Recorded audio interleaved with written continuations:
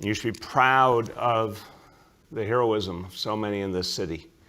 I've said before, it's those who we honor so deeply, our healthcare workers and our first responders. It's also everyday people who have found ways to get through, to be there for each other, to deal with these new tough rules, but families and the good of everyone. New Yorkers have been absolutely remarkable in this crisis. And I think one of the ways that people have excelled is in a very quiet way that needs to be talked about more and needs to be understood better, which is the way people have just been there for each other. The way people have remembered that the person they're with, a loved one, a friend, a neighbor, a coworker, someone from the neighborhood, that everyone's going through so much, and sometimes what's so important is just to be there for someone, just to listen to them, just to see how they're doing. New Yorkers have always been incredibly social people. And it's true, we have tough exteriors, but behind those exteriors beat hearts of gold. That's what I've seen for decades and decades, how good and compassionate and kind New Yorkers are. And New Yorkers look out for each other. We know it from our buildings where we live or our neighborhoods. So many ways New Yorkers have each other's backs. And in a crisis, it really comes through. So just those little things, when you say to someone, how are you doing? Are you okay? How are you feeling? People need that. They need that moment of empathy. They need to hear someone's concern. Sometimes they just need a chance to unburden themselves, all the stress they're going through. Just that simple question, how are you holding up? Can mean so much to someone. And I see it all the time, and I appreciate it. I appreciate all of you for having that spirit, for understanding people need that chance to be heard and just to express what they're going through. And that compassion matters especially when it comes to people's feelings, when it comes to their mental health, because it's still an area as a society we're still grappling with how to talk about mental health, how to act on mental health. It's still an area where there's so much stigma. There shouldn't be. It's part of human life. Mental health is no different than physical health. It's part of who we are as human beings, and yet that stigma still pervades in so many ways. And so just that act of asking someone how they are and inviting them to speak openly is powerful. Now, it need not be said that this is not just a New York City reality, that mental health doesn't get talked about in the open. It's true in our whole country. And it's true that there's never been an effort in this country to actually bring this in the open and treat mental health conditions consistently. There's not a place that people know to turn. It's not the way we grew up.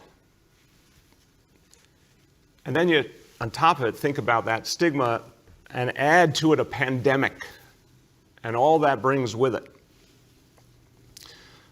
Think what it means for families who have lost their loved ones, the pain they're going through, and all they want to express, and many times they don't know if it's okay to express it. Think about the senior citizens who have been isolated, how much pain there is to not be able to see your grandchildren, for example, or just not get to visit. Think of what that feels like, and yet what do they do with that? Where do they turn? Think about how parents deal with this incredible anxiety of not having a paycheck, and how they express that to their families, what it makes them feel. So all New Yorkers are dealing with these challenges. And we want to make sure there's help for everyone. I've talked yesterday about our kids, what they're going through. We want to make sure there's help for them, and we're going to focus on them a lot.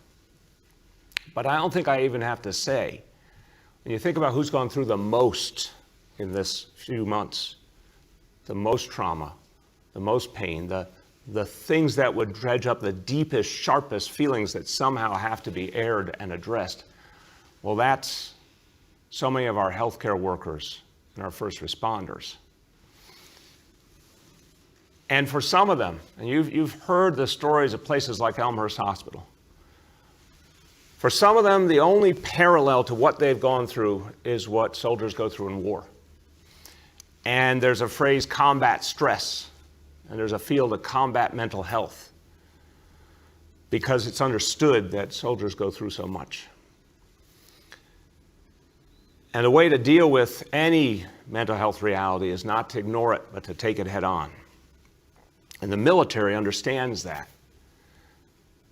I just met with some of the amazing officers from the U.S. Army who are doing this crucial work, who have learned the lessons of what our soldiers go through in war and have understood what they need to address it. And they're going to be helping us, and you're going to hear about that in a moment from our First Lady. But that phrase, combat stress, that's a wartime term, and Charlene and I know something about it because both our dads served in World War II and brought back a lot from that war. And I've spoken very openly about what my dad went through, the scars he brought back, both physical and emotional, and how much it framed the rest of his life. But that phrase, combat stress, wasn't really known the same way back then, and the support wasn't there. But now our military does provide it in a very powerful way. And I never thought we'd have to use this word in the middle of New York City civilian life, but in fact it is the right word, and we do need the help of our military to make sense of this situation. Think about what our doctors, our nurses, our healthcare workers have gone through. Our EMTs, our paramedics. Think about the people they've had to watch pass away before their very eyes.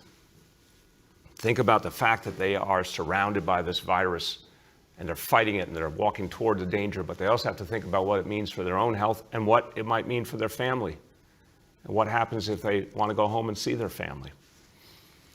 So they're carrying that burden. I'm sure a lot of them sometimes feel alone, and we can't let that happen. We can't let them carry that burden alone. We have to be there for them.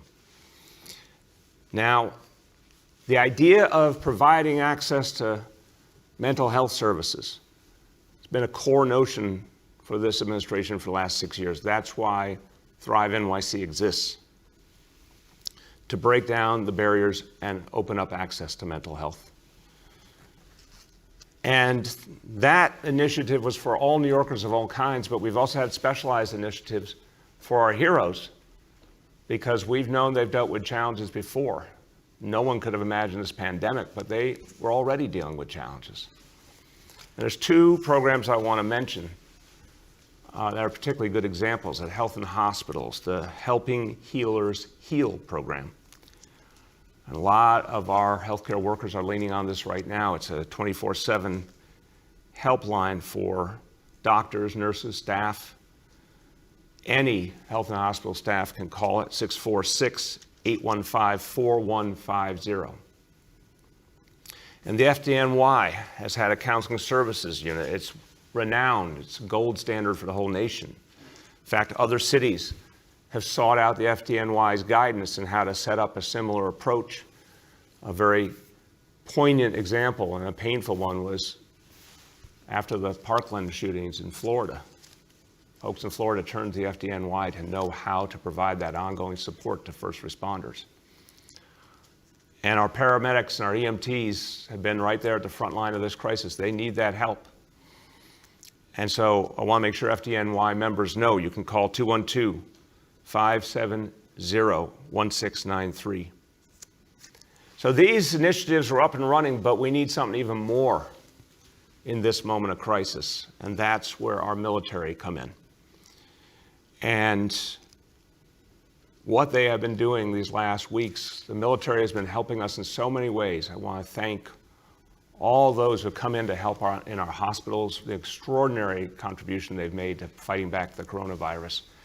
Now, they're going to play a crucial role in addressing the mental health challenges as well. Now, to tell you about this extraordinary partnership with the Department of Defense, with our armed forces, I'm going to turn to the First Lady, and I'm going to say it this simply.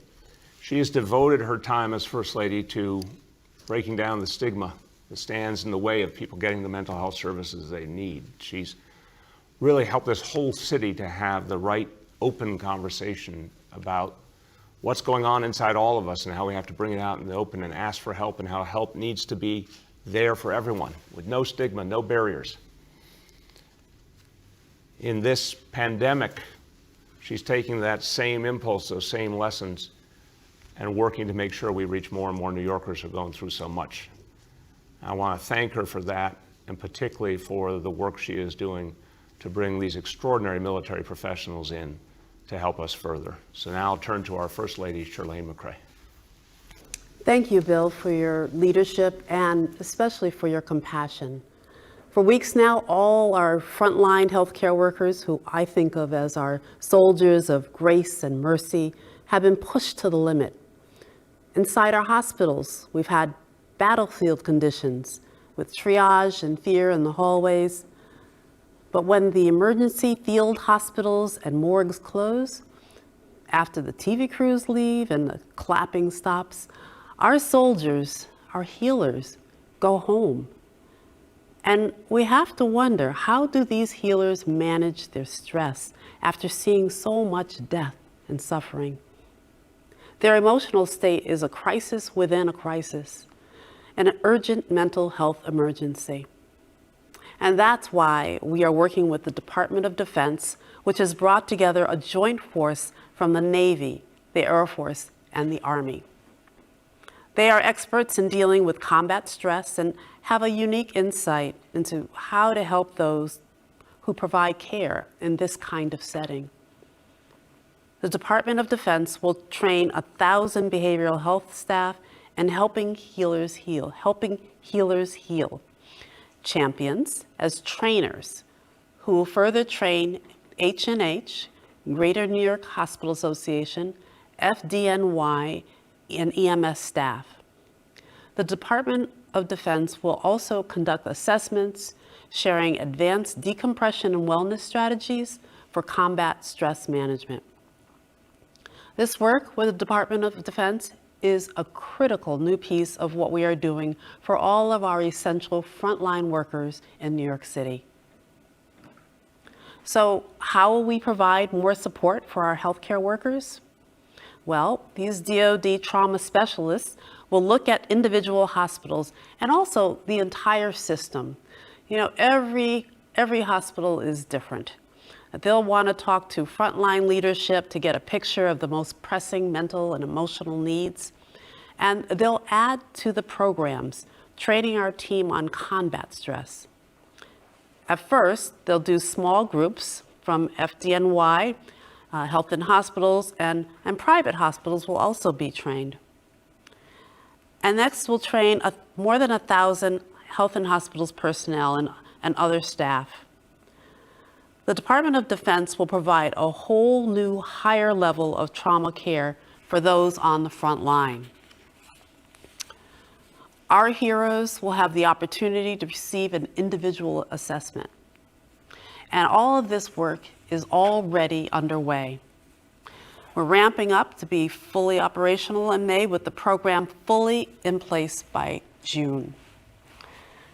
This is not the time, nor is it appropriate for us to hide the level of stress that is experienced by our nurses and doctors and medical technicians.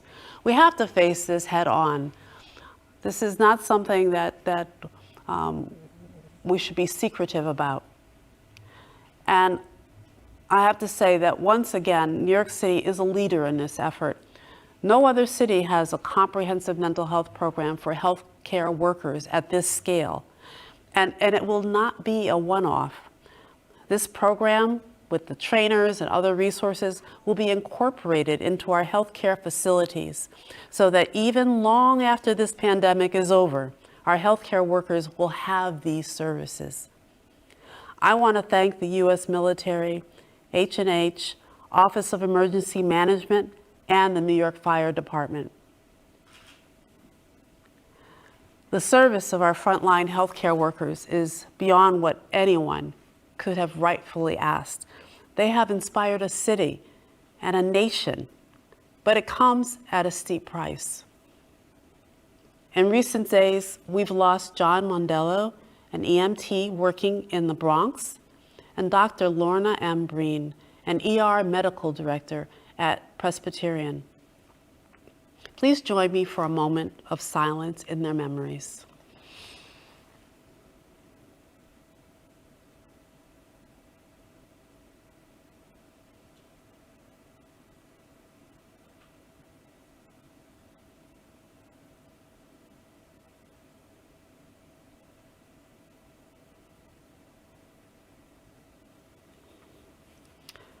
We owe these workers the world that we will enjoy after this virus is defeated.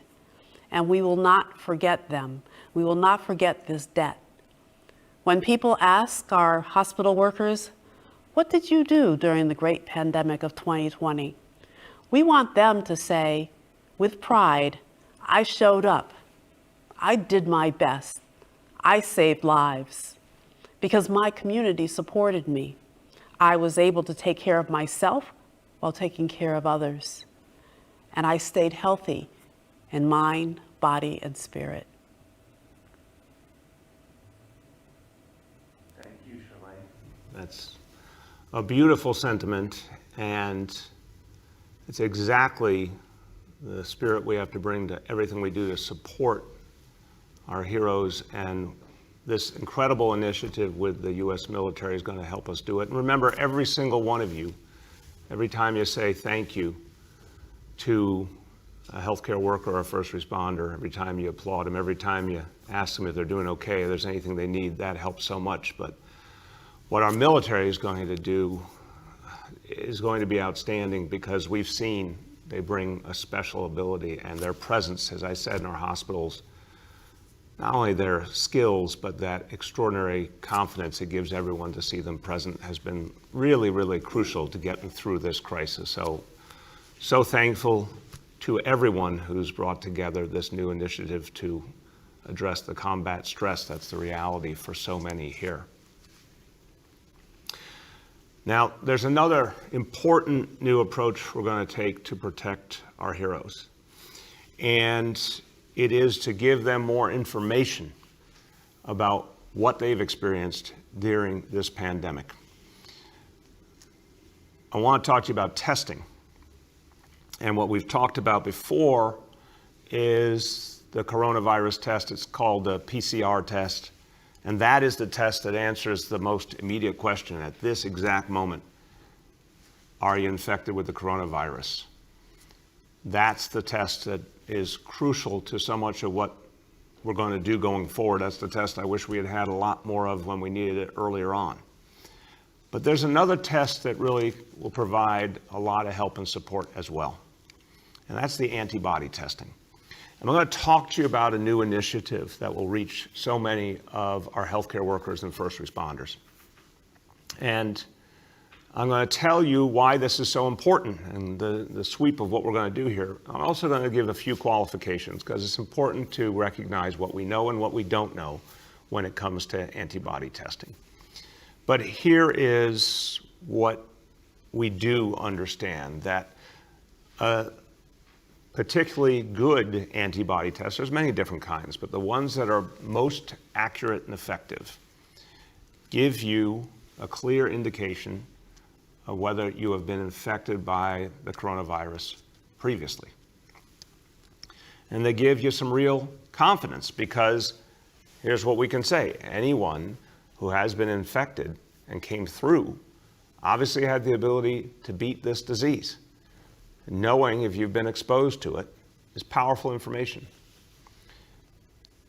Our healthcare workers and our first responders who are dealing with folks who might be infected, it is going to give them additional confidence to know if they've been previously exposed. Think about what it takes every day to get up and say, I'm going to go where the COVID-19 is, where I know it is. The folks who go into the hospitals, the emergency rooms, the ICUs, the paramedics, the EMTs, all the folks who know they're going to where the danger is. They're, of course, thinking of their families, their own families too. So having a sense of whether you've been exposed previously is very important.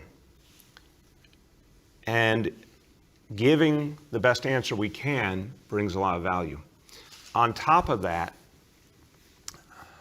we are seeing really impressive results with treatments based on plasma that needs to come from those who have already been exposed.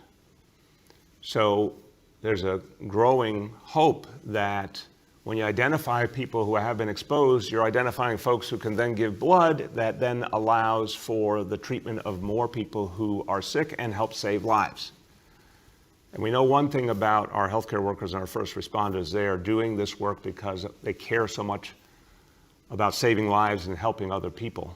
So knowing that they could be amongst those who give blood that saves other lives is entirely consistent with everything they've devoted their lives to.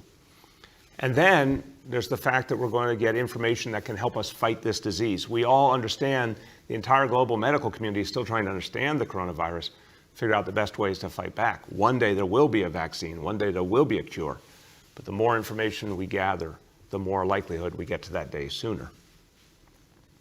So antibody testing brings a lot to the table. And our goal is to reach a lot of people who would like to take advantage of it on a voluntary basis, of course. But I'm talking about our healthcare workers, I'm talking about our police officers, our firefighters, EMTs, paramedics, correction officers, so many who would like to have this opportunity, and now it will be provided for all who want it. So, thinking about our healthcare workers, thinking about our first responders, we are initiating a plan to reach 150,000 of our heroes and give them this antibody testing, to give them that knowledge and that peace of mind, and to ensure that they are also helping us take the next step in fighting this disease. We have agreed to a partnership with the federal government, with the Department of Health and Human Services and the Centers for Disease Control.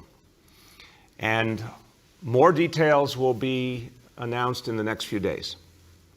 But the plan is to begin as early as next week to offer the tests in hospitals, at firehouses, at police precincts, at correction facilities, wherever our healthcare workers and our first responders are, to make the tests readily available.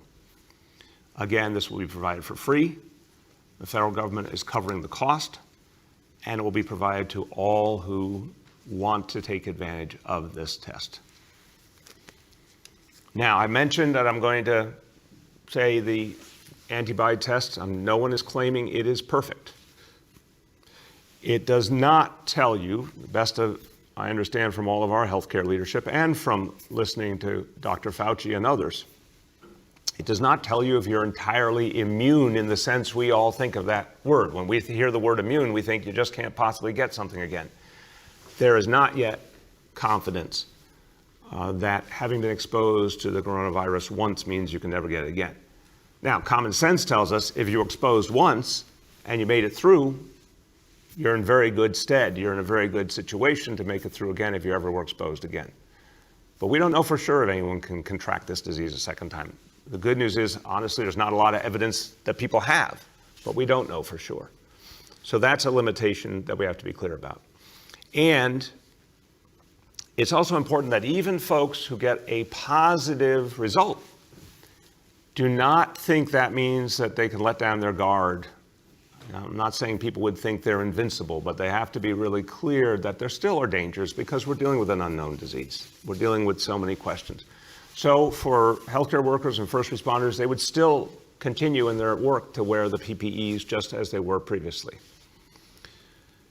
And we still need to practice the same concepts, the social distancing, and we still have to be watchful for symptoms even if someone has tested positive.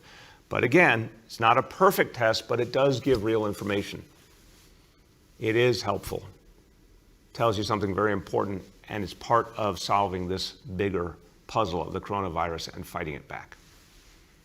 So this, again, more details to be announced, but a wonderful step forward and a huge initiative. The goal is to reach 150,000 of our heroes. Now, let me talk about another effort to protect people. And this is now about how we protect some of the very most vulnerable in New York City, homeless New Yorkers. Again, the compassion I talked about earlier, New Yorkers feel tremendous compassion for folks whose lives in some way came unraveled and they ended up on the street or they ended up in shelter. So a few weeks ago, I told you we had a goal of having 6,000 homeless in hotels rather than congregate shelters to make sure that people were safe. And that goal has been reached. And now we are going to go farther. This week, we will move an additional 1,000 homeless individuals from congregate shelters to hotel facilities.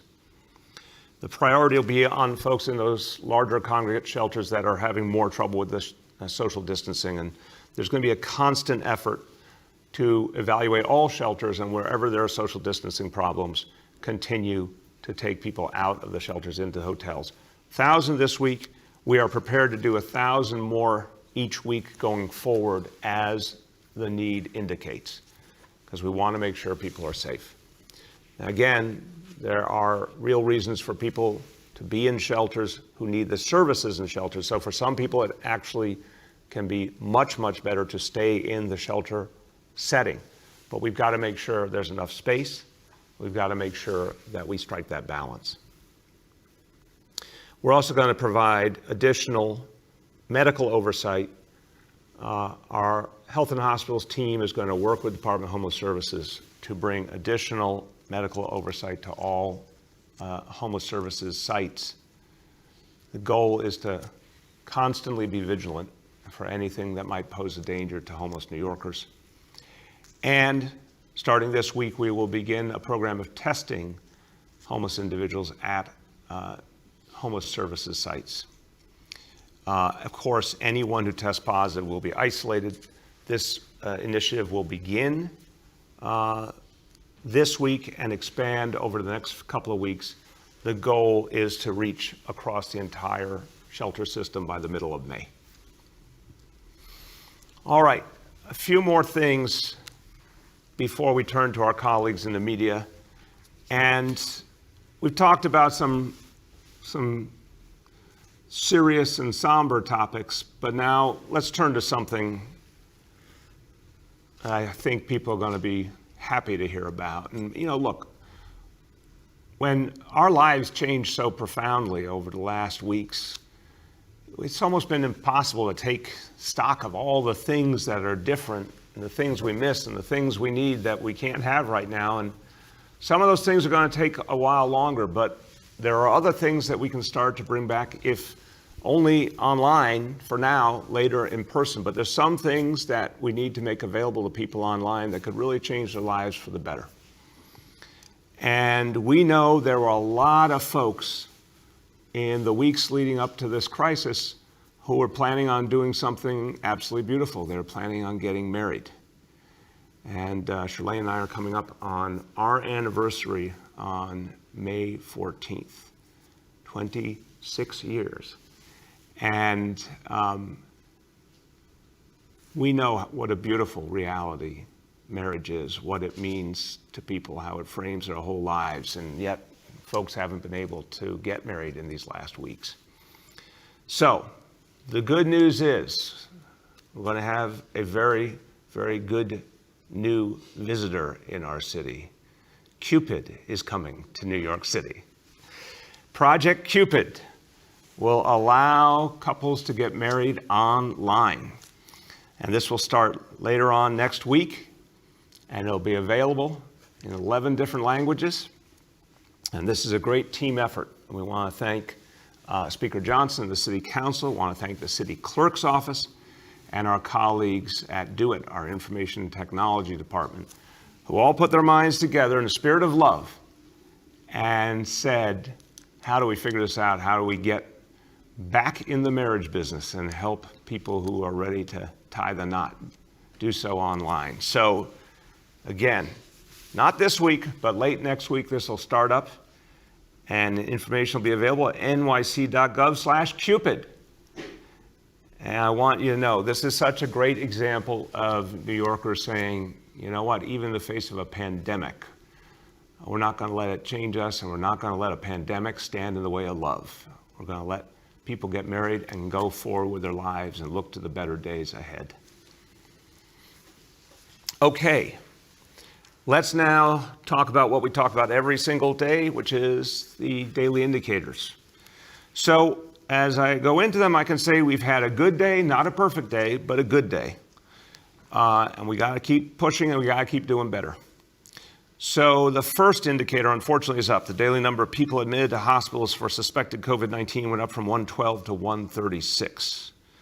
But the other indicator is going in the right direction. Daily number of people in ICUs and our public hospitals for suspected COVID-19 down from 745 to 734. Percentage of people testing positive for COVID-19 citywide down from 27% to 23%. Public health lab tests down from 56% to 29%. That's great. So progress, like most days we've seen, progress, but not what we still need fully to get everything going down in the same direction. Now, we're going to talk, I am certain, about the challenges of maintaining social distance. And I can tell you, we have to stick to it. And yes, we're about to have warmer weather. And yes, everyone's going a little stir crazy, but we have to stick to it, because every time you see these indicators go in the right direction, that's because of the work you've been doing. But if we loosen up these indicators, we'll start to go in the wrong direction. Now, unless there's someone out there that wants to delay the restart and wants to see this horrible crisis continue, I think we can all agree we got to buckle down and beat this disease. And every time you socially distance, every time you stay home, you're helping to fight back the disease and save lives. We got to stick with it. I'll just close before saying a few words in Spanish, and then we'll open to our colleagues in the media that,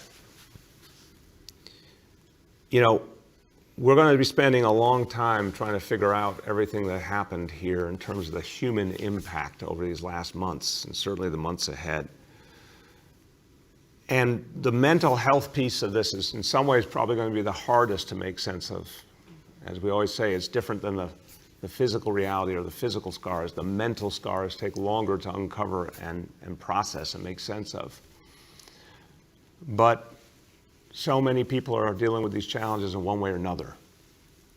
The bottom line, as you heard from the announcement today, whether you're one of our heroes, whether you're an everyday New Yorker practicing social distancing, whether you're a parent trying to support your kids, whoever you are, you're not alone. And we're going to be there for you. And 24 hours a day, 7 days a week, multiple languages, and for free. Anyone who needs help can call 888-NYC-WELL and get a trained counselor and get that support. Lots of people are doing that, and it's helping them through. I want to invite anyone who needs that help to take advantage of it. A few words in Spanish.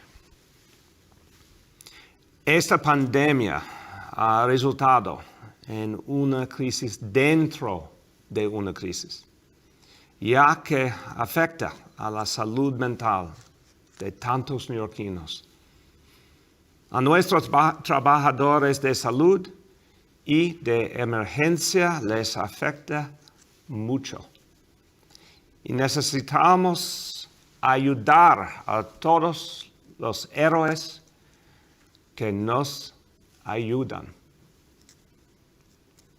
A nuestros héroes les vamos a dar el apoyo que necesitan para llevar este cargo, para que vuelvan más fuertes que nunca.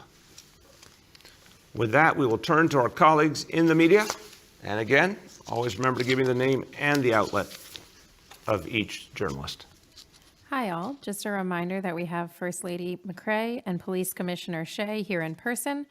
And on the phone, we have Fire Commissioner Nigro, Health Commissioner Barbeau, Social Services Commissioner Banks, and Vice President and Chief Quality Officer for NYC Health and Hospitals, Dr. Way.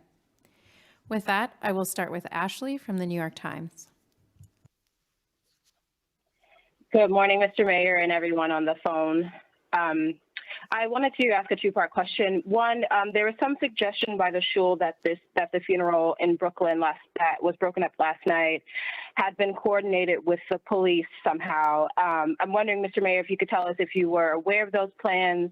And then for Commissioner Shea, can you tell us in detail about any contact that or plans that the NYPD may have made with pertaining to this individual's funeral? And also answer, are there others planned, and how do you plan to deal with this in the future if there are other deaths in the Orthodox community? Ashley, I'll start and I'll turn to the commissioner. I heard about this situation. I believe it was somewhere around the 6:30 to 7 o'clock.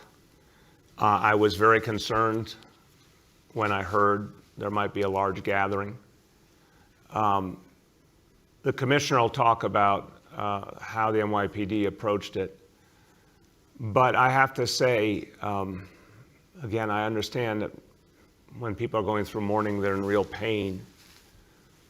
But we have to understand what it means to hold a large gathering in New York City today. It means, unfortunately, that people who go to that gathering, some will be sick with this disease. It's just a fact. We know this.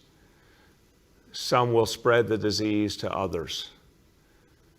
People, as a result, will die.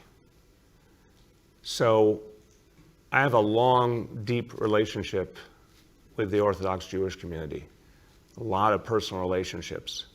A lot of people I know and respect. I have a lot of love for the community. The notion that people would gather in large numbers, and even if they didn't mean to, would spread a disease that will kill other members of the community is just unacceptable to me.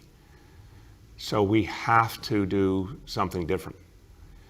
And we have to break out of whatever we thought was normal in the past, because these are not normal times.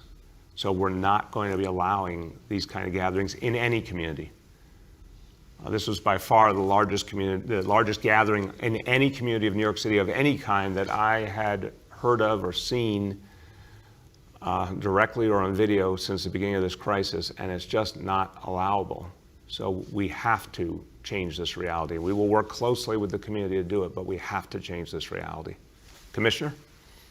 Yeah, Mr. Mayor, I think you hit the nail on the head. Before we get into the specifics of yesterday's incident, what troubles me most is, as a department, as a city, we've been through a lot already. And members that have gotten sick, members that have given their life, whether it's in the health field, certainly in the police department. Make no mistake, this large gathering such as this is putting members of my department at risk. And it cannot happen, and it will not happen. And it's going to be met with very stern, as it was last night, immediately being broken up and stern consequences. What we know about yesterday's incident was at approximately 3:30 in the afternoon, we learned of the passing, unfortunately, of a prominent rabbi from the Williamsburg section of Brooklyn. Immediately, within minutes, members of the local precinct were in contact with clergy liaisons and members of the Jewish community in terms of what to expect at that location. Plans were put in place, a detail was put in place. Unfortunately, when you look back at some of the past incidents, there's been a lot of work done throughout New York City with every faith. And people, again, have been overwhelmingly compliant. But there has been a couple incidents that were not so. So contingency plans were put into place. A number of officers were detailed in the unlikely event that large numbers came, and we thought that was a possibility. But absolutely, I think we've been pretty consistent, Mr. Mayor, for what seems like a longer time, but probably months now, that there are to be no gatherings in New York City, such as what we saw last night. So within, as the time unfolded last night, there was probably several thousand people that came in and around that location on Bedford Avenue. Additional officers, I was in conversations with members of the upper echelon of the NYPD. Additional officers were called in, and in pretty short time, that crowd was dispersed. And a number, I think the final tally I saw was 12 summonses were issued for a variety of offenses, certainly social distancing, and then including some for a refusal to disperse. But I want to end where I started with this. What happened last night simply cannot happen. And we need all New Yorkers. All New Yorkers have come together during this crisis, but they need to do it more than ever. And we need community leaders to stand beside us. We cannot have people unnecessarily being exposed to a disease that is having catastrophic effects on our membership and really New Yorkers as a whole. Next, we have Henry from Bloomberg. Mr. Mayor, good morning. My question has to do with how you are going to assess the different levels of risk involved in human activity. For example, why can't people play tennis? Why can't you regulate the amount of people who will be visiting or who could visit city pools when it's 98 degrees in the summer, or regulate the traffic going into city beaches and give people maybe a ticket or a rain check for another date if they can't go to the pool that day, and regulate the time period and the amount of use at that pool. Because we're facing what happened last night is almost like a release of a valve.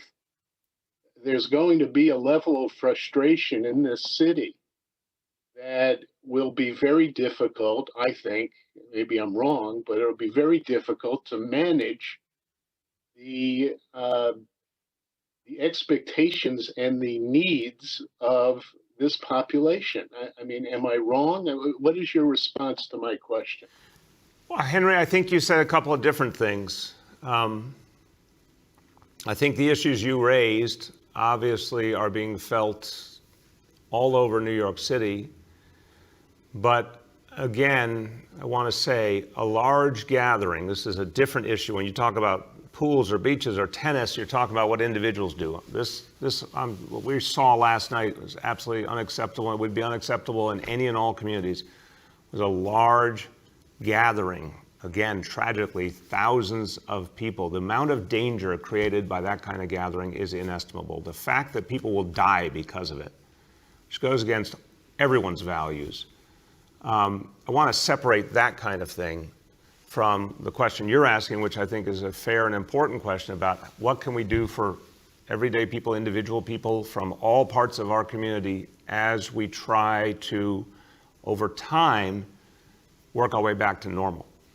So I'd say is the first rule is there will be no large gatherings of any kind anywhere.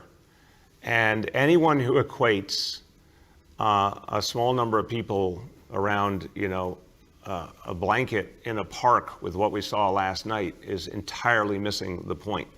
We are talking about thousands of people in close proximity in one site. We will never, ever allow something like that to go unchecked anywhere. Now, if you say, okay, people are understandably yearning to get outside and the weather's going to get warm, we're working on this all the time, and we're going to have announcements on this soon, how we're going to address the warm weather. We've worked with the city council on one piece of it, which is to try and open up more space in certain key areas with enforcement. But when you talk about pools, beaches, tennis courts, each thing's going to be looked at individually. There's the whole different piece of the equation, which we've talked about, which is what can we afford to open? And that's going to be all about what happens with the stimulus in Washington, whether we even have money to open some of these things. And that's a big question mark right now. But then beyond is the question of what will keep people safe, the most important question. What will protect people's health and safety? And places where a lot of people might congregate create a real danger. We have to know we can manage them properly and there can be proper enforcement and that the time is right. So the indicators will tell us when we can start opening up, and we're going to do it very carefully, methodically. And each thing you mentioned will be looked at in turn when the time is right, but only when the time is right. Next, we have Marcia from CBS. Good morning, Mr. Mayor. How are you doing today? Good morning, Marcia. How are you? I need to ask you about what happened in Williamsburg, because a number of leaders in the Jewish community are quite upset that the members of that community were singled out when there's been violations of social distancing in many places. Number one, they're asking for an apology. And number two, they're inferring that the fact that you're singling out a Jewish community could add to the number of anti-Semitic incidents that happen in the city. So I'm wondering if you will apologize if you feel bad about singling them out. Also related to social distancing, wondering if the NYPD will repurpose some staff like crossing guards who are not being used to help with social distancing. And on an unrelated topic about medical examiners, are you thinking about the possibility of directing the medical examiners to extend the hours on weekdays, maybe to midnight, and possibly staying open on weekends? Okay. Marcia, respect all those questions. Our team will follow up with you on the medical examiner because, again, I'm asking everyone in the interest of fairness. All your colleagues have been doing 2 questions up front, 1 or 2, and we're going to stick to that rule. So I will speak to your question, and the commissioner can speak to the crossing guard question. I spoke last night out of passion. I could not believe my eyes, Marcia. It was deeply, deeply distressing. Again, this is a community I love. This is a community I have spent a lot of time working with closely. And if you saw anger and frustration, you're right. I spoke out of real distress that people's lives were in danger before my eyes, and I was not going to tolerate it. So I regret if the way I said it in any way gave people a feeling of being treated the wrong way. That was not my intention. It was said with love, but it was tough love. It was anger and frustration. What I saw, no, Marcia, it's not happened other places. Let's be honest. This kind of gathering has happened in only a few places, and it cannot continue. It's endangering the lives of people in the community. So to all those, and I understand politicians, everyone has said, oh, look, you know, this is like people gathering in the park. No, it's not like people gathering in the park. It was thousands of people. Can we just have an honest conversation here? It was not acceptable. We will not tolerate it. I also will not tolerate any anti-Semitism, ever. And for decades, I've made it my business to stand up for the Jewish community, and people know that. Won't tolerate anti-Semitism, won't allow it to grow in the city. We fought it back many times. My message was to all communities, and that was written in black and white. But it was also to be clear that what I saw, I had not seen anywhere else. And I was trying to be honest about the fact that there's a problem that people have to come to grips with and deal with, or else people in the community will die.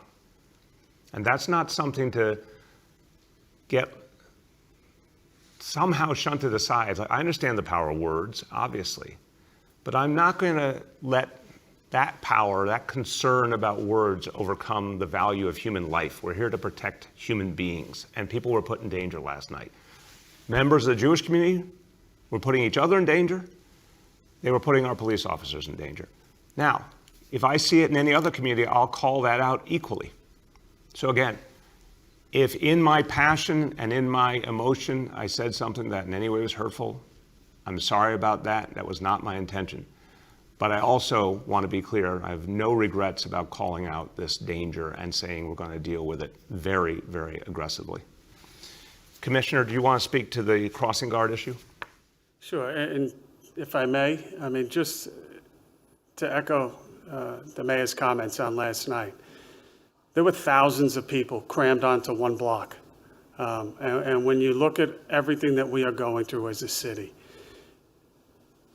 we live in an imperfect world, and we, you know, my department certainly, I have seen instances of not social distancing, but I could tell you, Marcia, that you, as you know, there was 2 funerals last weekend for members of the NYPD. We would normally have probably tens of thousands of people at that funeral. We had a handful.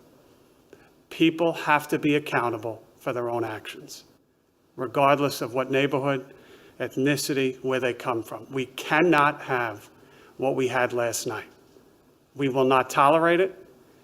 We are going to break it up immediately. And really, you cannot even go to that event. That's what it comes down to. Regarding the crossing guards, you know, we've been hit hard throughout the department. We have really positive news. We still are praying for a number of members that are in the hospitals but we're on the road back, thank God, in terms of our sick rates. One of the things that we are still watching closely is who is at work, who is essential, across many titles. And when we look at crossing guards, I think it's well known. You tend to have people that are a little bit older.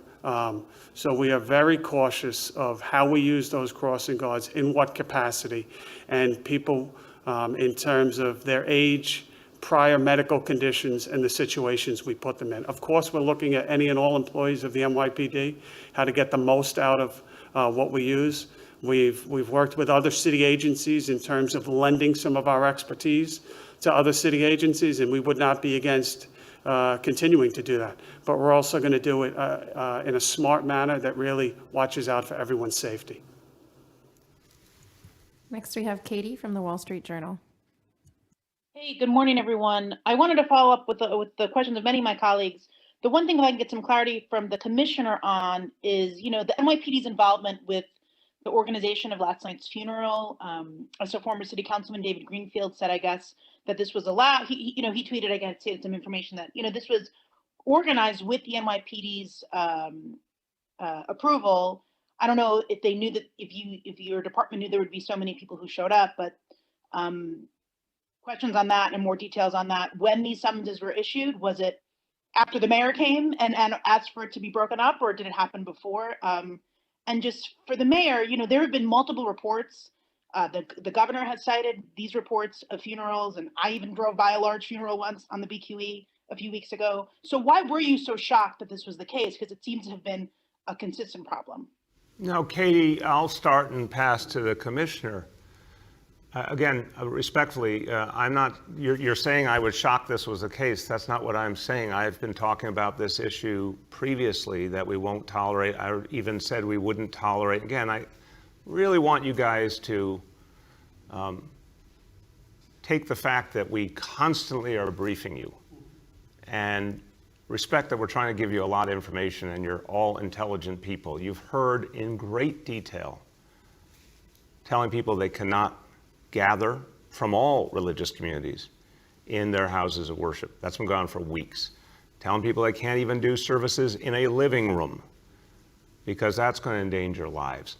We've been talking about all of these dangers and the fact that we're not going to tolerate them, and we are going to enforce. And we've talked about funerals before as well. That's why I'm so angry that we have given plenty of warnings, worked with community leaders to ensure they gave the warnings, and they have, by the way, overwhelmingly. Let me make sure this is crystal clear. I've said it many times, but I know there are many in this town who love to create confusion and division, so let me try one more time. I want to thank the Jewish community leadership. I want to thank the rabbinical leadership, who have consistently said people should not gather for religious services or anything else because it will endanger their own community. I have seen total unity, and I appreciate that unity. And so it's up to everyone in every community to respect these voices of their city government, of the leaders of their communities. There have been clarity across the board. What is so frustrating to me is after all those messages were so clear that so many people would still choose to gather. I understand that they lost someone very dear and important to them, but this is still a pandemic. People's lives are put in danger when people gather. So what's shocking to me is that after all the warnings, something of this size would happen. And that's where I'm making very clear, unapologetically, that the next gathering will be met by summonses and arrests, period. No more warnings. And that's true in every community. Equal opportunity in New York City. If you gather, I'm not talking again about a few friends hang out in the corner. I'm saying if you have a large gathering, hundreds of people, thousands of people, they're not even going to have a discussion. It's just we're going immediately to summons, and if we have to use arrest, we'll use arrest. Go ahead, Commissioner. Yeah, Katie, and I think I touched on it before. We've been in constant contact with leaders of different communities throughout New York City, of different faiths. Just last week, I could tell you, members of the Muslim community, members of the Jewish community. I spoke to the Cardinal just this week. This is what we do. And in terms of social distancing, probably not a day goes by that myself and the mayor don't talk about, whether it's social distancing in parks, whether it's the sick rate of our employees, whether it's testing that came up earlier today, mental health yesterday, and certainly funerals and religious events comes up. I don't know of anyone in New York City that doesn't know what's going on 2 months into this. I think from the mayor's executive orders, from the governor's executive orders, from watching the news every night, everyone knows what is acceptable and what is not.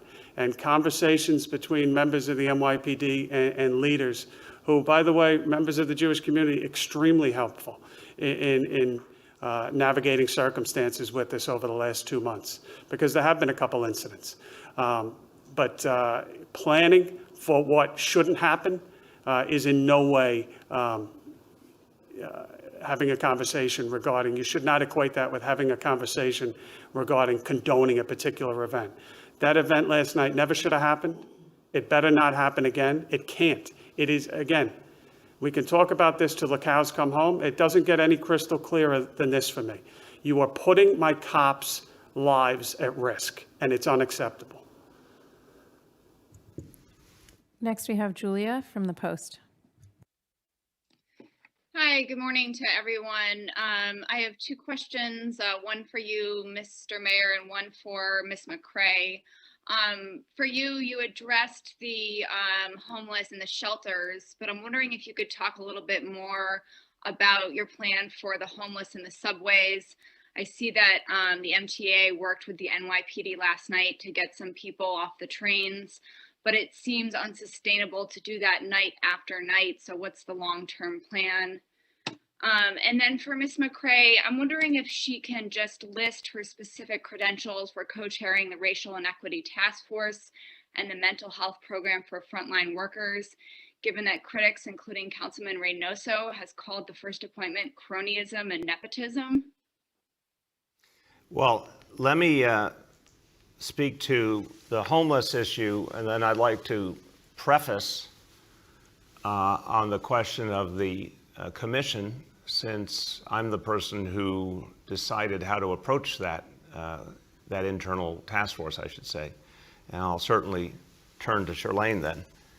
On the homeless, I had a conversation yesterday with Sarah Feinberg of the MTA to emphasize that we are ready immediately to implement a plan in those 10 terminus stations that I talked to you about in detail yesterday. And this is something Commissioner Shea and Commissioner Banks and others, we all gathered together to discuss and have real faith this would be a game changer. But to be a game changer, we have to disrupt business as usual, which means we have to close those stations in the late night hours, 12 midnight to 5 a.m.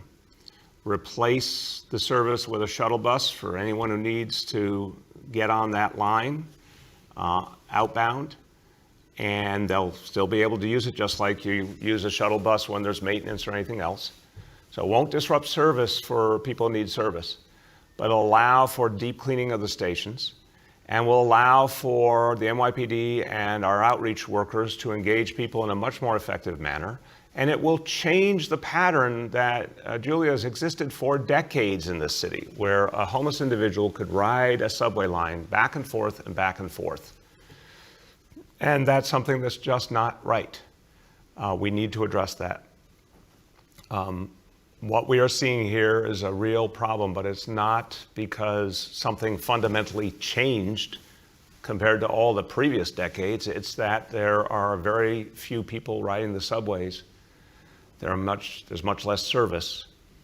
And so the homeless individuals who have been there all along are obviously standing out more, but it's also a clarion call to help them, to do more to get them out of the subways, off the streets, into long-term shelter, into affordable housing. And I feel for all the riders who are distressed. It's painful to watch, it's unpleasant to watch, it's unsettling to watch. We don't want anyone to go through it. But this city's been dealing with this issue for decades. We've got to do things differently. That's why we came up with the Journey Home approach. That's why we came up with Homestat, and these things are working. But this is a new approach NYPD feels strongly this is the X factor to end that habit of an individual just being able to stay on that train, or maybe only get off briefly and get right back on and go the whole other way on the line. We're kidding ourselves if we think we can get a different result by doing the same thing over and over again for years and years and years. So I talked to Sarah Feinberg. I said, we're ready to do this. We're ready to cover the cost. All we need is the NPA's support. We had a good conversation. We're waiting for an answer, and we could get going immediately. And in terms of sustainability, this is a sustainable plan for sure. The Homestead Initiative has brought thousands of homeless folks off the street permanently. The Journey Home Initiative will transform the reality of homelessness on the streets of the city. I don't have a doubt in my mind. And if we can get the support of the MTA, we'll put in all the people power. We'll pay the cost to get homeless folks out of the subway in a whole new way. It won't be perfect, but it will be a game changer. It's absolutely sustainable, but we need the MTA to say yes. So please ask the MTA today if they will support this plan, allow us to pay for it and get going with it so we can really change the reality for not only the homeless, but for all the strap hangers who suffer with this problem. To the question of the internal task force on equity and inclusion. We have a disparity crisis in the city. We had it before. It's been made sharper and in some ways even worse by this disease. My goal with the internal task force, which came out of a variety of conversations among members of this administration, was to ensure that all city agencies maximally address disparity. There's been great work over the last 6 years. There's more that can and should be done. To ensure that happens, it was crucial to make sure that the leaders of this task force would be the people who had the strongest understanding of the issue, the greatest vision about how to address the problem, and carried the weight to ensure that all city agencies would follow through on the work of the task force. Your idea, with all due respect, Julia, of what is a qualification, well, you have the right to your opinion. I'll tell you what a qualification is. A qualification, in my view, is who has the weight and the gravitas, who has the intellect, who has the vision, who has the standing in this administration, because this is an internal task force. Well, this whole administration was created, and we talked about it long before you happened to be a reporter here, the way we did our transition, the way we chose our team, the way we've continued to build our team. The person who's been the architect with me has been our First Lady. And I've said many times, she's my closest advisor and my partner in everything I do. So who better to co-chair an internal task force to make sure that the government is addressing these issues than her? Deputy Mayor Thompson has devoted his entire life to issues of inclusion and equity. And I also am announcing that we're adding a third co-chair, Deputy Mayor Raul Perea Hense, who brings a wealth of experience and obviously has expertise in some of the issues and agencies reporting to him in some of the areas where there's been greatest concern about disparity. But I'll turn to Shirlane and forgive my long intro by saying I know who will get the job done, and she will get the job done. Shirlane. Julia, I would remind you that the primary task of this body is to listen, to gather information, and to make recommendations. It is not a decision-making body. It is a position that requires the ability to listen well, to convene, and be able to gather information. I'm a volunteer. I'm certainly well placed within this administration to take on this work.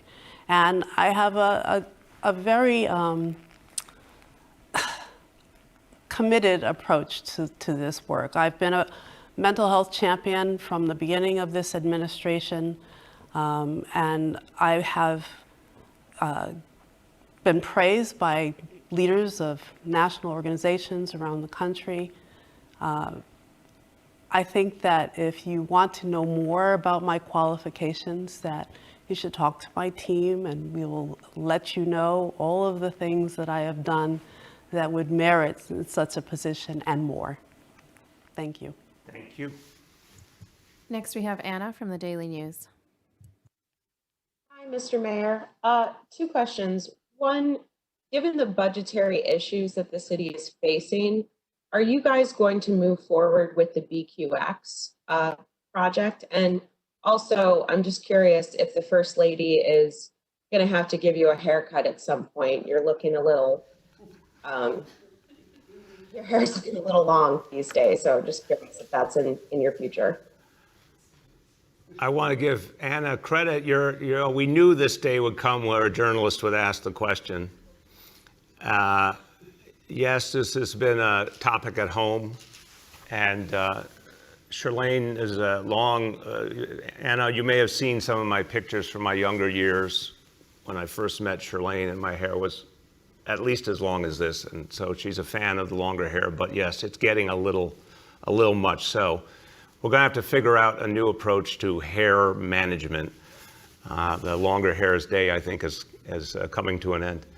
But on the question, very good and important question about the budget, something like the BQX, which had just begun a whole phase of environmental impact review, it's going to be looked at now with all the other major capital initiatives. We talked yesterday about some things that have been absolutely essential, like the affordable housing program, which is being, some pieces of it are being delayed because of the reality of this crisis and our budget reality. So we're certainly going to look at the BQX and make decisions thinking about those same realities. I don't want to give you a firm answer today. It will be discussed in the budget process and be part of what we say around the budget in June. But it's a very good example of the kind of thing that now has to be thought of very differently, simply for the budget ramifications alone. Now, that was going to be obviously an initiative that could only work with a very substantial federal funding.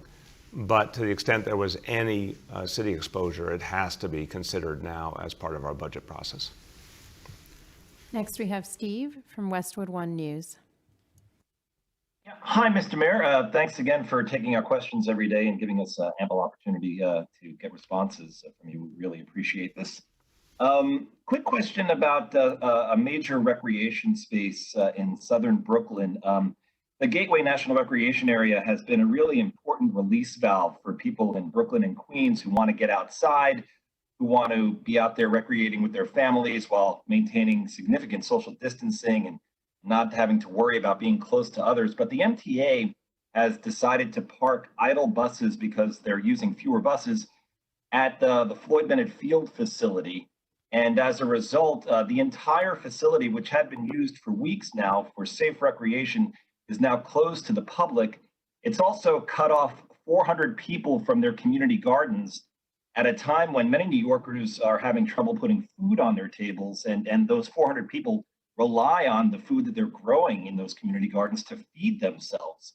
I'm just wondering, it seems like the MTA and the Parks Department reached this agreement without knowledge of City Hall. I'm wondering if that's the case, and if there's anything being done to try to find an alternative, such as the Reese Beach parking lot, which is completely unused right now, or any other facilities to park these buses. And then one other question about the beaches, considering that we have people social distancing in. Steve, you there? Steve?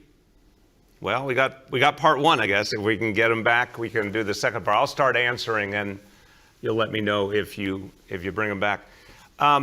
Steve, thank you for your comment in the beginning. I want to say, I think for everyone, is Steve back or not? I'm hearing some feedback there. You good? Steve? Yeah. Okay, there you go. We heard you start to talk about beaches and then lost you. I think we're as a second question. The beach issue was just, it seems like social distancing as it's maintained in Central Park and Prospect Park could also be maintained on many of our 14 miles of city beaches over the summer. Some of them may perhaps not. I'm wondering if that's being considered for approved recreation over the summer. Yeah. Okay, so Steve, thank you for the questions. And I want to say thank you for your kind comment about what I've tried to do, my team's tried to do here, which is to constantly make information available and take questions from all of you that would help the people in New York City get a better sense of what's going on, and obviously, answer important and tough questions that the public deserves answers to. So thank you. I want to thank everyone in the media, because this has been, an extraordinary situation where we're doing this so often. And I think the people of the city have appreciated that this dialogue happens so regularly. So thank you to all. To your two questions. So I'm not happy with what I'm hearing about Floyd Bennett Field. It doesn't make sense to me. Steve, what I don't understand is exactly who all the parties to this were. Obviously the MTA. My understanding is that situation is controlled, that space is controlled by the United States Park Service. I don't know enough about what city agencies' involvement was or wasn't.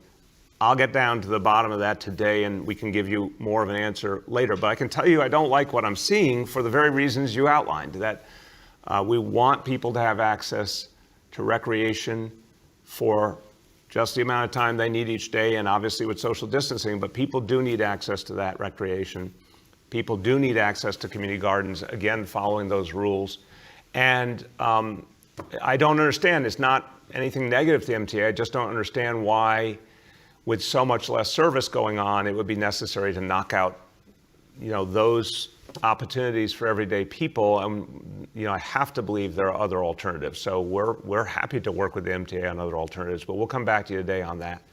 On the beaches, I think we're starting with the notion that, first of all, we don't know what the next few months bring. The normal time we would have opened the beaches would have been a matter of weeks from now on Memorial Day. That was inconceivable from everything that we have been experiencing. Because remember, how do most people get to the beaches? They get on the subways, they get in buses, they drive their cars, and then a bunch of people congregate. That was not something we could possibly imagine for the near term. We are still fighting day to day to beat back this disease. You've been watching the indicators, Steve. We're making progress, but we're still not to the kind of progress we need. So that's where we knew we could not start the beach season anywhere near like normal. As I've said, we're open to later on in the summer, we may get an opportunity. I think your point is well taken. If we get to something, we get to a point where we could start to open up, how would we do it and how would we do it smartly? I think it's fair to say I could see a scenario where we would do social distancing and limits on the number of people. But I also want to urge people to recognize that won't be easy. That's a lot to enforce. Comes with real problems and potential dangers. So that one would be a high bar from my point of view. We'd have to be really certain we were turning a corner on the disease, really certain we could do it the right way, and that we could enforce it properly. But it's a perfectly fair idea and something we're going to look at as one of the options.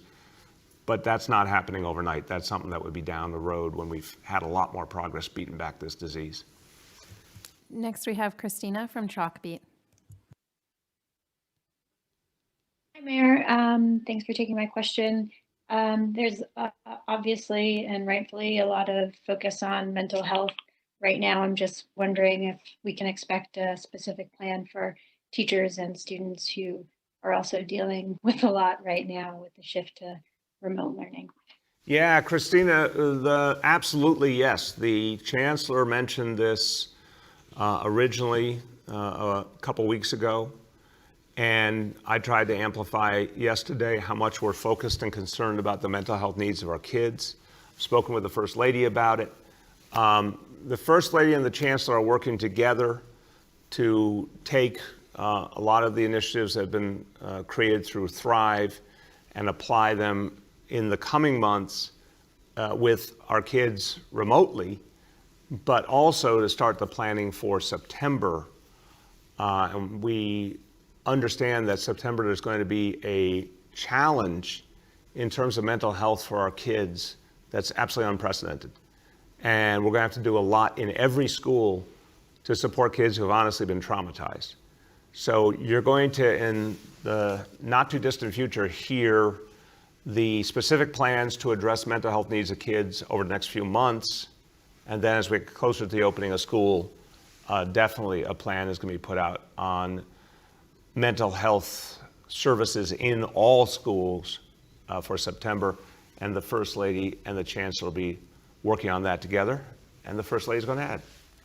Yes, You should know that the mental health services that are provided to our young people are continuing, that teachers are being trained in social emotional learning, which of course deals with the children's emotional needs, so that they are able to continue working with children online to a certain extent. In the fall, we hope to have a more expanded program because we know that so many of our young people are going to come back in distress. But we haven't stopped doing anything that we're already doing. We're doing what we can virtually, training the teachers, bringing them up to speed so that they will be ready in September. All right, thank you. Next, we have Melissa from News 4. Melissa? I don't know if we have Melissa. Are you there, Melissa? Hi, Mr. Mayor. How you doing? How you doing? Sorry, I was checking on my daughter in school. That's important. You had your priorities right. Walked away at the wrong moment. So thank you. We've been reporting that a few children hospitalized here in the city appear to be experiencing some of the same inflammatory symptoms that British officials warned about over last weekend. Some of the children have tested positive for COVID-19 while others have tested negative. But we're wondering what you're seeing big picture. Your health department says since the inflammatory symptoms are not required to be reported to city health officials, they can't say exactly how many children are experiencing these serious side effects right now. Is this something you want your health department to be tracking? And what else do you know about this, if anything? Thank you for the question. Look, I'm concerned because, you know, Melissa, we've talked about from the beginning, we're dealing with the great unknown here. And I think we have to be vigilant all the time to any new development that might give us a warning of something bigger. Because obviously the entire mission here is to save lives. And particularly precious is saving the lives of our kids. So I'm concerned about it. I don't pretend to have expertise on the exact reality, but I'm very concerned. And I think we've got to figure out how to understand it better and if it is something to be tracked. Let me turn to Dr. Barbeau, and I know we have Dr. Eric Way, who's the Vice President of Health and Hospitals. I want to see if either of them would like to speak to this issue. So, Mr. Mayor, I will say that I'll start with what we've been saying for a while. Every day we learn more and more about how this virus behaves, both from a public health point of view as well as from a clinical point of view. And, you know, recently we have been talking about the way in which coronavirus can affect the heart and the cardiovascular system.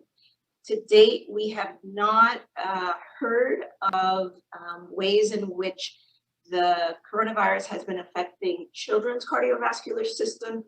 We do have regular ongoing calls with infectious disease specialists throughout the city. We have webinars with them. Additionally, we meet on a regular basis through webinar with doctors, leaders in the intensive care units of all of the hospitals, and we have not seen this to date. I've also been in communication with our medical examiner. She has not noticed this in cases that she has seen, but we are in contact with our academic partners to ensure that if this is a trend that's being seen through our clinical partners, that we work collaboratively to understand it better. We are always paying attention to what seems to be emerging, not only from the worldwide literature, but also what we're experiencing here in New York City. Dr. Way, anything you'd like to add? Thank you, Mr. Mayor. So similar to Dr. Barbeau, I am not aware of this being a trend in New York City health and hospitals.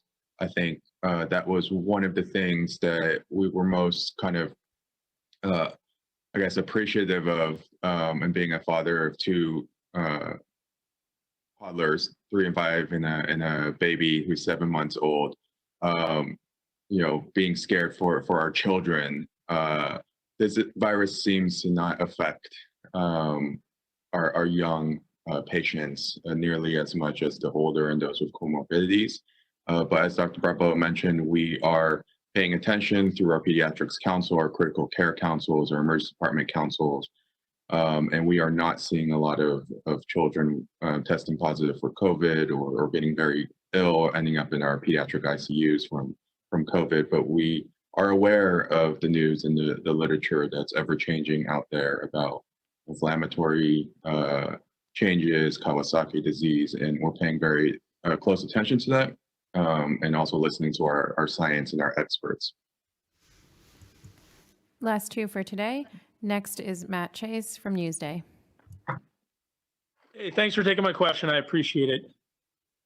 For the police commissioner, regarding gatherings, what exactly will you be doing differently going forward from what you did last night? How will your summons and arrest policy be different from what you did last night? And to what extent is the procedure changed for handling arrestees and folks getting summonses physically since the coronavirus? And for Dr. Barbeau, can you explain in epidemiology the difference between absence of evidence and evidence of absence? Okay. Dr. Barbeau, why don't you take that first, since that sounds like a question I would certainly not have the answer to. So why don't you take that one, and then we'll turn to the commissioner. That's a really good question. And when we say that there is absence of evidence, it means that there are not a good amount of studies that have documented evidence one way or another, what the particular finding in question or the particular question in question may be. So that's an absence of findings. And then the other part of your question, if you could restate it. Do we have Matt still there? Sure. Can you hear me okay? Yeah. Yeah, I was wondering if you can explain evidence of absence. Evidence of absence, meaning that scientific studies were done, clinical studies were done, observations, et cetera, and confirmed that there is no current association with the particular question in mind. Now, that's not to say that future studies may not find a finding, but that's what that means. Okay, Commissioner Shea. So what I'll say about the gatherings, we're 2 months into this pandemic at this point. And when you look at how we as a police department have policed, I am biased, but I think we've done a good job of balancing and using discretion and working with New Yorkers from one end of the city to another, in terms of whether it's in parks, whether it's at religious gatherings, whether it's outside housing developments, or whether it's on the street, lining up to buy groceries. I think we've gone into it with an appreciation of this is tough for everyone, and we got to get through this together. And we've empowered our officers for years now to use discretion. And I think that has come through in this. By and large, you've seen New Yorkers cooperate. You've seen incidents pop up. Certainly, we've had an increase in 311 calls. I view that as a good thing, that people are letting us know what's going on and taking interest in their city, and it is their city. Overall, we've seen really few, when you think of the tens and hundreds of thousands at this point, interactions across this city in a variety of circumstances. Arrests are the far extreme. There have been some summonses, really not a lot, and usually it's been a mutual cooperation. But here's the only thing that's changed. We are beyond, at this point, asking people to comply. We cannot have, for the third time, what we had last night. And that is irrespective of any religion, any race, any part of this city. It is simply putting you at risk. It is putting your families at risk. It is putting the critical workers at risk that are already risking their lives, saying goodbye to their children, and going into the unknown in emergency rooms across this city every day. And it certainly, for the last time, is putting my cops at risk. And what you should take away from that is how really unnecessary it is. We grieved this weekend for 2 fallen detectives, but we did not come out. We did it from our home, by and large. And there is no reason that anyone in this city cannot do the same in this unprecedented time. Last question for today, Deborah Lee from Manhattan Times and Bronx Free Press. Hey, good morning, everyone. Good morning. I wanted to follow up on the conversation that's being had around testing and how the capacity for it continues to ramp up, both on the city and the state level, to the extent that we're talking about expanding testing at NYCHA sites, at independent pharmacies, and the like. In doing so, can you speak to whether, in fact, the guidance on residents seeking out testing has changed? Has more testing, in fact, then led to a conversation about inviting residents in the effort to both test and trace and identify the illness, and that as it continues to progress? In fact, are we saying to residents, are we changing the guidance and saying, if you're asymptomatic, potentially, you should still seek out testing to be certain? And then in light of that, are we looking at a prelude, essentially, to what's already happened in Chile, and we've heard Dr. Fauci discuss, which are, essentially coronavirus certification or some kind of identification that speaks to whether you've tested positive and what that will mean? And then finally, when we talk about this testing and tracing policy, what concerns does the city have about how this will affect undocumented immigrants who are already concerned about, the big brother quality of some of these programs, and, in fact, the disincentives to come out and get tested because there is this follow-through in a way that potentially might be invasive and they would worry might well lead to dire consequences? Yeah. So, Deborah Lee, appreciate it. Let me work through these questions quickly, and our medical colleagues might want to jump in as well, but let me take the first stab. For the undocumented folks, look, this is a city that has gone out of its way to show absolute and total respect for all human beings who live here, regardless of documentation status. I think that's something that's deeply understood in immigrant communities, that we do not ask documentation status when we provide services, especially things like healthcare. NYPD does not ask documentation status. We go out of our way to make sure that records are not kept that would be problematic. People have been told who are undocumented in this crisis, we want to make sure you get food and you get medical care just like everybody else. So, and obviously the initiative that we created with the Open Society Foundations to provide direct support to undocumented folks who don't have a livelihood is exceptional and says the level of commitment the city has to all human beings. So my hope is, when it comes to something as important as knowing if you have a disease that obviously can be life-threatening to you and your family, that is more important than anything else. Folks who have come here overwhelmingly to try and better the lives of their families, often from very, very difficult and even tragic situations where they came from. So I would like to believe that, notwithstanding the fears, there would be, the first impulse is, if someone needed testing, they would get testing and know that it would be kept confidential by the city of New York, because we keep everything confidential. In terms of your larger questions, has the guidance changed? In a sense, yes, but in another way, I wouldn't say all the way. It's changed in the sense that we once had almost no testing in this city. And then we had to try to use the little bit we had to focus on the sickest patients and the healthcare personnel and the first responders. And now we're able, only in the last few weeks, to open it up to broader communities. So that's definitely a change. Our message to people is that getting tested is important, particularly if you are most vulnerable, older, and or have pre-existing conditions. So that's been consistent. But what will change for sure, much more deeply in the next few weeks, is when we go to a huge test and trace approach. Then we're saying to tens of thousands, ultimately hundreds of thousands of New Yorkers, we want to maximize testing.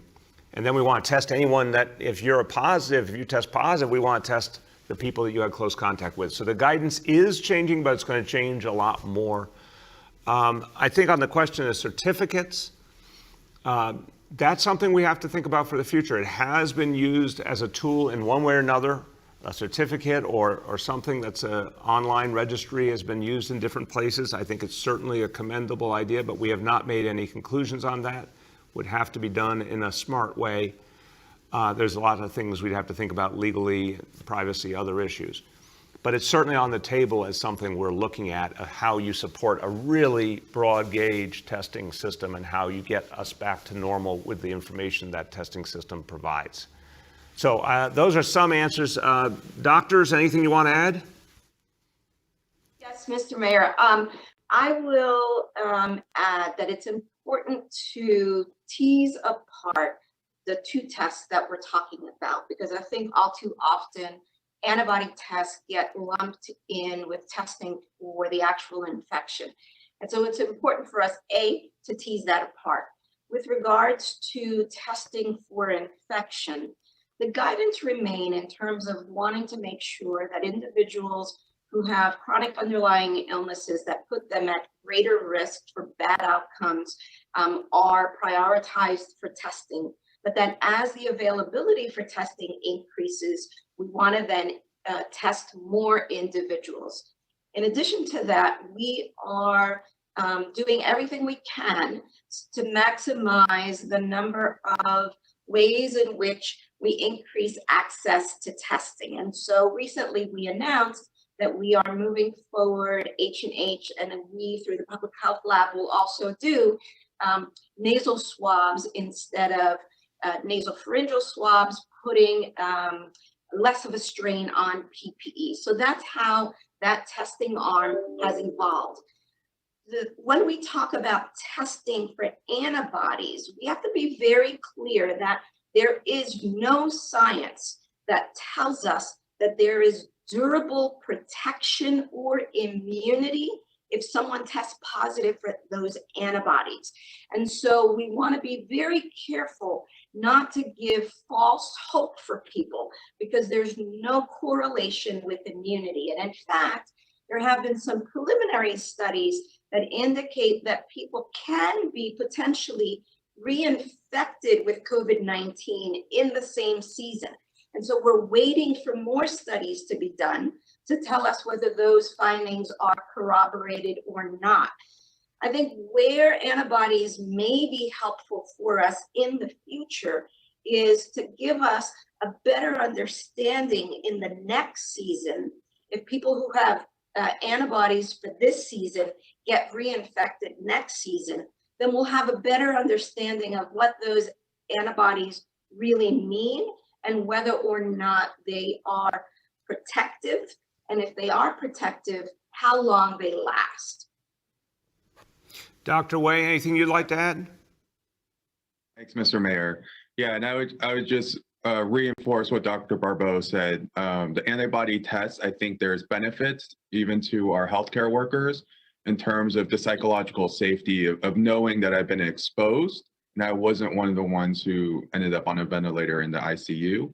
But we don't know how much immunity, and so we don't want people to relax their social distancing or their PPE usage. And then on the undocumented immigrants comment, I mean, that really resonates with health and hospitals, with the mayor's administration. It is part of our ethos. It is in our mission statement. The two most important words are without exception. We want to help New Yorkers live their healthiest lives without exception. We don't ask.